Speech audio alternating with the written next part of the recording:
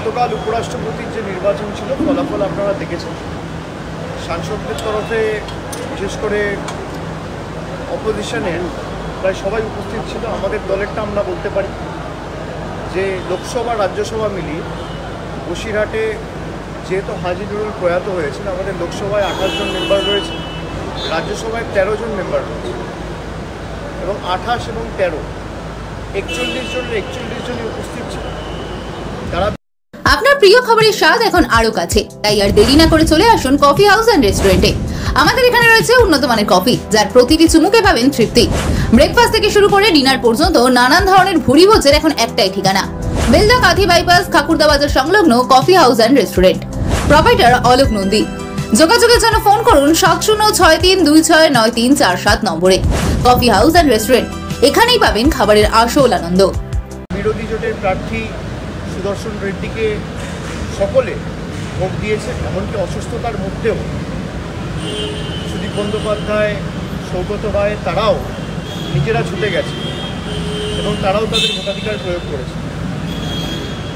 এখন যারা এই ভোটের হিসেব রেখেছে, যেহেতু গোপন ব্যালটে ভোট, এটা বলা মুশকিল যে ক্রস ভোটিং হয়েছে না বিরোধী পক্ষের ভোটগুলো বাতিল হয়েছে বা ভয়েড হয়েছে, এটা তো বলা মুশকিল। এখানে স্পেকুলেশনের জায়গা থাকে বলে আপনারা স্পেকুলেশন করার জায়গা পাচ্ছেন। তবে আমার যদি আপনার যুক্তি বা তর্ক ভরেও নি যে ক্রস ভোটিং হয়েছে, আমার বিশেষ করে মনে হয় যে কয়েকটা দল রয়েছে যেখানে বিজেপি, বিশেষ করে আম আদমি পার্টির মতো দল, যেখানে 1-2 রাজ্যসভার এমপি একদম সরাসরি বিজেপিকে সাপোর্ট করে। তারা এমনকি তাদের নেতা অরবিন্দ কেজরিওয়ালের বিরুদ্ধে একজন মহিলা এমপি রয়েছে, তারা তো সরাসরি নামে আম আদমি পার্টি, বিজেপিতে নাম লিখিয়েই দিয়েছে। এরকম 2-4টে এমপি তো রয়েছে। আর ওরা অনেক টাকার বস্তা নিয়ে নেমেছিল ভোট কিনতে।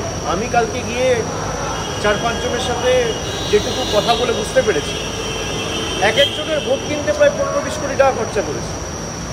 এখন বিক্রি হয় পণ্য বা দ্রব্য।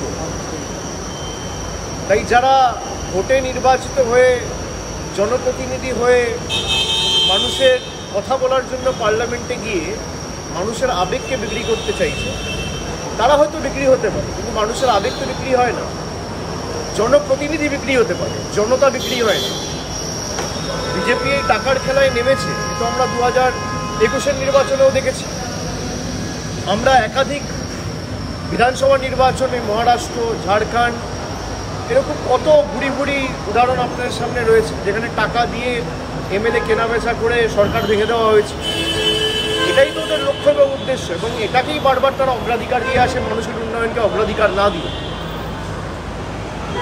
জনপ্রতিনিধি এবং নেতাদের তারা কিনতে পারে, জনতাকে কিনবে কোত্থেকে?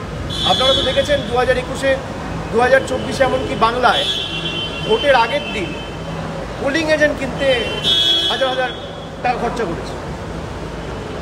মানুষের ভোট কিনতে কাউকে 5,000, কাউকে 10,000, বাংলার মানুষ টাকা নিয়ে ওদেরকে যোগ্য জবাব দিয়েছে। এটা তো আমাদের অধিকারের টাকা, নবক দাস তোমাদেরও যোগ্য জবাব। বিজেপির থেকে টাকা নিয়ে তৃণমূলকে ভোট দিয়েছে। উচিত শিক্ষাদেরকে বাংলার মানুষ দিয়েছে। তাই আমি বলি যে জনপ্রতিনিধি বা নেতা বিক্রি হতে পারে, জনতা বিক্রি হয় না। দ্রব্য বা পণ্য বিক্রি হতে পারে, আবেগ, ভালোবাসা, আশীর্বাদ বিক্রি হয় না। বিজেপি চেষ্টা করেছে নিজের মতো কেনাবেচা করা, কিন্তু কটা ক্রস ভোটিং হয়েছে আর কটা ভোট বাতিল হয়েছে, যেহেতু সিক্রেট ব্যালটে ভোট, যে যার নিজের মতো করে স্পেকুলেট করছে।